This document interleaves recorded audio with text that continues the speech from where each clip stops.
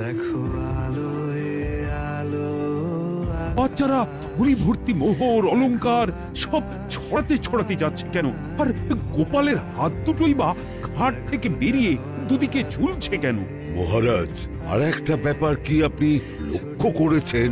কি কি বলো তো? গোপালের দেহ কারা কাঁধে করে নিয়ে যাচ্ছে? হ্যাঁ হ্যাঁ, ওই তো মন্ত্রী, সেনাপতি, জ্যোতিষী আর পণ্ডিত। আসলে গোপালের এই শেষ যাত্রা আমাদের কিছু শিক্ষা দিয়ে যাচ্ছে মহারাজ। এই যে দেখুন, যারা গোপালকে সহ্য করতে পারত না, এখন এখন তাদেরই কাঁধে গোপাল যাচ্ছে।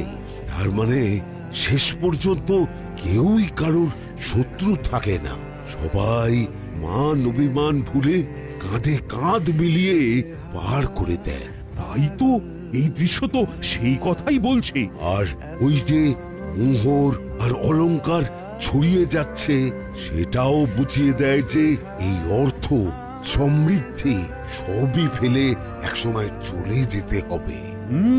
কি ভীষণ সত্যি। দুটো খালি হাতও বুঝিয়ে দিচ্ছে, খালি হাতেই আমরা সংসারে এসেছিলাম আর খালি হাতেই আমাদের যেতে হবে।